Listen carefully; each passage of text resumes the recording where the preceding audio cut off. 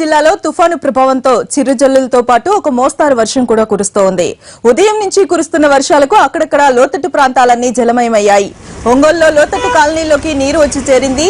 దీనికి తోడు డ్రైనేజీ వ్యవస్థ సరిగా లేకపోవడంతో మురికి నీళ్లు రోడ్లపైకి చేరాయి. దీంతో నగర ప్రజలు తీవ్ర ఇబ్బందులు పడ్డారు.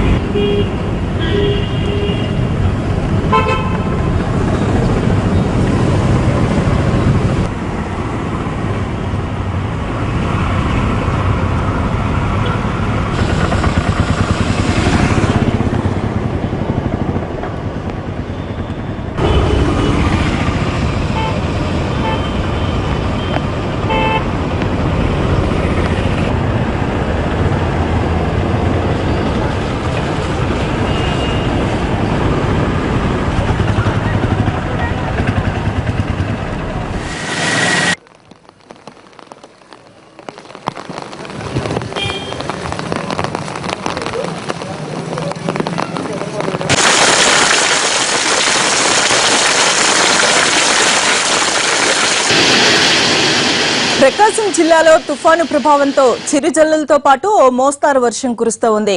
ఉదయం నుంచి కురుస్తున్న వర్షాలకు అక్కడక్కడ లోతట్టు ప్రాంతాలన్నీ జలమయమయ్యాయి. ఒంగోలులో లోతట్టు కాలనీల్లోకి నీరు వచ్చి చేరింది. దీనికి తోడు డ్రైనేజీ వ్యవస్థ సరిగా లేకపోవడంతో మురికి నీళ్లు రోడ్లపైకి చేరాయి. దీంతో నగర ప్రజలు తీవ్రంగా ఇబ్బందులు పడ్డారు.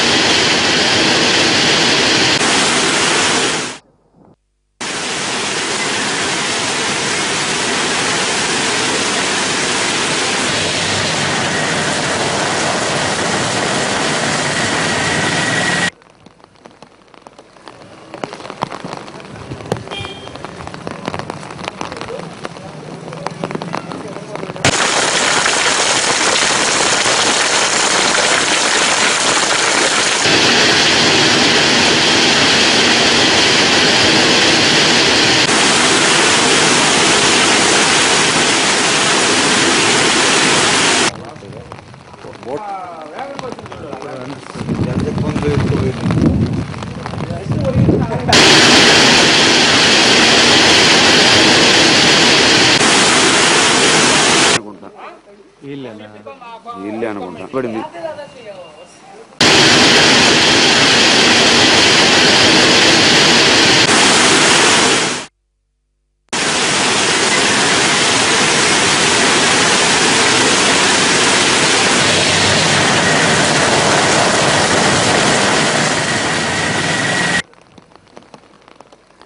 రోన్ తుఫాను ప్రభావంతో ఏపీలో ఈదురుగాలులతో కూడిన భారీ వర్షం కురుస్తోంది. ఉదయం నుంచి ఎడతెరిపి లేకుండా కురుస్తున్న వానలకు విజయవాడలోని లోతట్టు ప్రాంతాలన్నీ జలమయమయ్యాయి. దీంతో ప్రజలు, వాహనదారులు తీవ్రంగా ఇబ్బందులు పడుతున్నారు.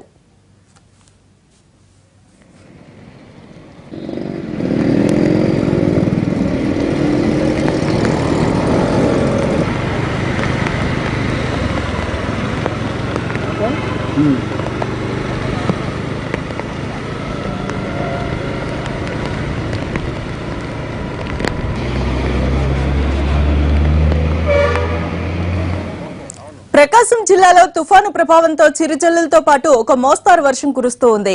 ఉదయం నుంచి కురుస్తున్న వర్షాలకు అక్కడక్కడ లోతట్టు ప్రాంతాలన్నీ జలమయమయ్యాయి.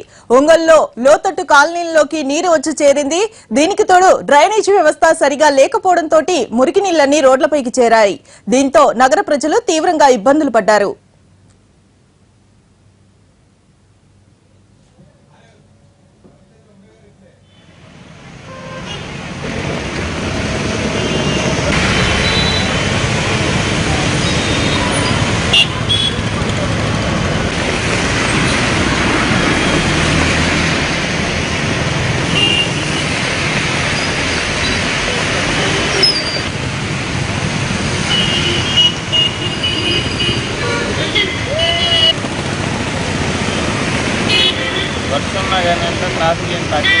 ప్రస్తుతం నెల్లూరు నుంచి అక్కడి అప్డేట్స్ అందించడానికి విజయ్ అలాగే రవిచంద్ర ప్రకాశం నుంచి మనకు సిద్ధంగా ఉన్నారు.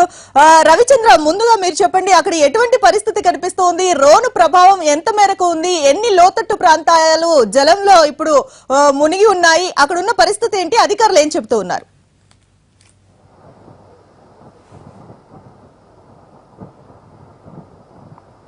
మమత, ఆంధ్రప్రదేశ్ ను రోను తుఫాను గండం గజగజలాడిస్తోంది. 9 కోస్తా జిల్లాల్లో భారీగా వర్షాలు నమోదవుతున్నాయి. ప్రస్తుతం మచిలీపట్నానికి దక్షిణ ఆగ్నేయంగా 80 కిలోమీటర్ల దూరంలో రోను తుఫాన్ కేంద్రీకృతమై ఉంది. ఇది సాయంత్రానికి మరింత బలపడి పెను తుఫానుగా మారే సూచనలు కనిపిస్తున్నాయి. ప్రస్తుతం తీరం వెంబడి రోను తుఫాను గంటకు 6 నుంచి 10 కిలోమీటర్ల వేగంతో అత్యంత నెమ్మదిగా కదులుతోంది. దీనివల్ల ప్రభావం తుఫాను తీరానికి సమీపంలో ప్రయాణిస్తుండటం, అది సాయంత్రానికి పెను తుఫానుగా తీవ్ర తుఫానుగా మారుతున్న క్రమంలో ప్రభావం మరింత ఎక్కువగా ఉంటుందని వాతావరణ శాఖ భయాందోళన వ్యక్తం చేస్తోంది. ఇప్పటికే రాష్ట్ర ప్రభుత్వానికి ఒక స్పష్టమైన సందేశాన్ని పంపించింది. తీర ప్రాంతంలో ఉండే గంటకు 90 నుంచి 100 కిలోమీటర్ల వేగంతో ప్రస్తుతం ఈదురు గాలులు వీస్తున్నాయి. తుఫాను పెను తుఫానుగా మారే కొద్దీ ఈ గాలుల తీవ్రత మరింత పెరిగే అవకాశం ఉంది. సముద్రం అయితే పూర్తి అల్లకల్లోలంగా మారిపోయింది. 4 నుంచి 5 మీటర్ల ఎత్తులో కెరటాలు ఎగిసి పడుతున్న దృశ్యాలను మనం ఇక్కడ విజువల్స్ లో చూడొచ్చు. విశాఖలో మొత్తం సాగరం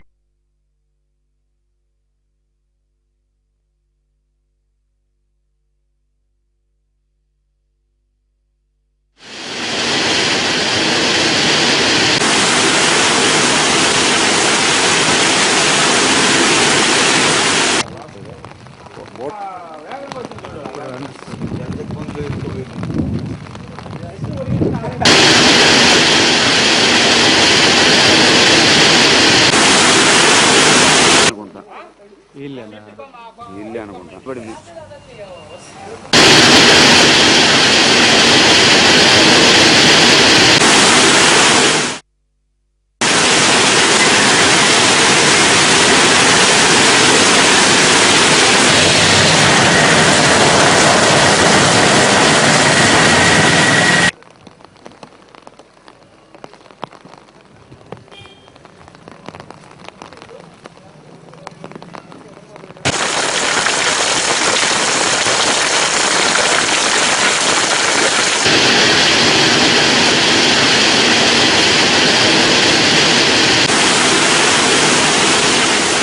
రైట్, ఇక వైజాగ్ లో అయితే పరిస్థితి ఇది. మొత్తానికి గంటకి 80 నుంచి 110 కిలోమీటర్ల మధ్య గాలులు వీస్తున్నట్టుగా తెలుస్తోంది. ఒక హెచ్చరికను కూడా అధికారులు అక్కడ జారీ చేసినట్టుగా మనకి ఇప్పుడే రవిచంద్ర చెప్పడం జరిగింది. మనం ఇప్పుడు నెల్లూరుకి వెళ్దాం. నెల్లూరులో ఎటువంటి పరిస్థితి ఉందో అక్కడి నుంచి డీటెయిల్స్ అందించడానికి మైపాడ్ నుంచి మనకి విజయ్ లైన్ లో సిద్ధంగా ఉన్నారు. లైవ్ లో విజయ్, చెప్పండి, అక్కడ ఎటువంటి పరిస్థితి కనిపిస్తోంది మీకు? అక్కడ ఉన్న పరిస్థితులు వివరించండి. నెల్లూరు జిల్లాలో ఉన్నటువంటి మైపాడు బీచ్ దగ్గర ఉన్న ఈ సముద్ర తీరం వద్ద మనం ఒకసారి పరిస్థితిని కూడా గమనించవచ్చు. నైరుతి బంగాళాఖాతంలో మొదట అల్పపీడనంగా ఏర్పడినటువంటి ఇక్కడ డిప్రెషన్, ఆ తర్వాత తీవ్ర అల్పపీడనం, ఆ తర్వాత వాయుగుండం, తీవ్ర వాయుగుండం, అది ప్రస్తుతం ఇప్పుడు విశాఖపట్నానికి ఆగ్నేయంగా 350 కిలోమీటర్ల దూరంలో తుఫానుగా మారడం జరిగింది.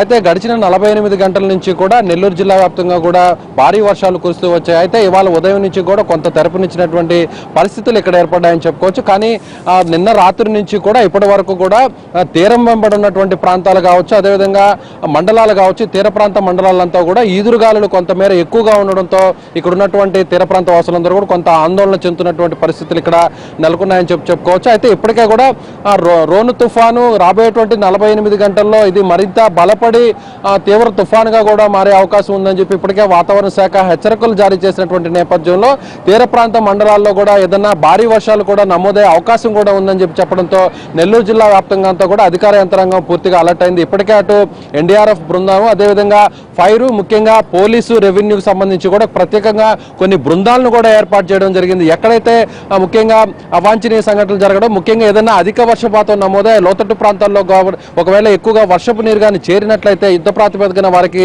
సహాయక చర్యలు చేపట్టడానికి అన్ని రకాలుగా కూడా సిద్ధంగా ఉన్నట్లు కలెక్టర్ జానకి కొద్దిసేపటి కిందటే చెప్పడం జరిగింది. అయితే మనం గడిచిన 48 గంటలు ఒకసారి పరిశీలించినట్లయితే జిల్లాలో అత్యధికంగా సూలూరుపేట, శ్రీహరికోట, అదేవిధంగా కోట, వాకాడు ప్రాంతాల్లో దాదాపుగా 10 నుంచి 17 సెంటీమీటర్ల వర్షపాతం నమోదైందని చెప్పుకోవాలి.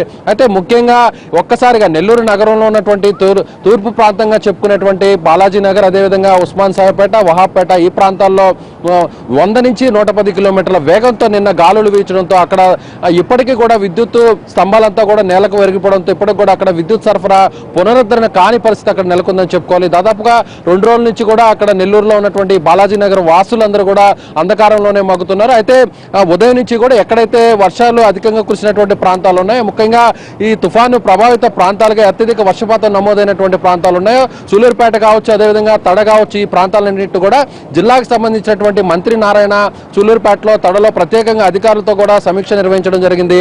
అక్కడి నుంచి నేరుగా నెల్లూరుకు రావడం, ఎక్కడైతే ఎక్కువగా పెనుగాలులు వీచినటువంటి ప్రభావిత ప్రాంతంగా చెప్పుకున్నటువంటి బాలాజీ నగర్ ప్రాంతం ఉంది అక్కడంతా కూడా ఆయన పరిశీలించడం, ముఖ్యంగా అధికారులు కూడా ఎక్కడైతే ఈ విద్యుత్ స్తంభాలంతా కూడా పడిపోవడం జరిగిందో అక్కడ వాటన్నిటిని కూడా రీస్టోర్ చేయాలని చెప్పి మంత్రి ఆదేశించడం జరిగింది. అయితే ముఖ్యంగా రాబోయేటువంటి 48 గంటల్లో కోస్తా జిల్లా అంతటా కూడా తుఫాను తీరం దాటే సమయంలో, ఇది మరింత బలపడే సమయంలో ఖచ్చితంగా అతి భారీ వర్షాలు కురిసే అవకాశం ఉందని చెప్పి వాతావరణ శాఖ చెప్తుండడంతో జిల్లా యంత్రాంగం అంతా కూడా నెల్లూరులో పూర్తి స్థాయిలో అలర్ట్ గా ఉందని చెప్పుకోవచ్చు. ఇది రోను తుఫాను సంబంధించినటువంటి తాజా అప్డేట్. Port Hyderabad studio.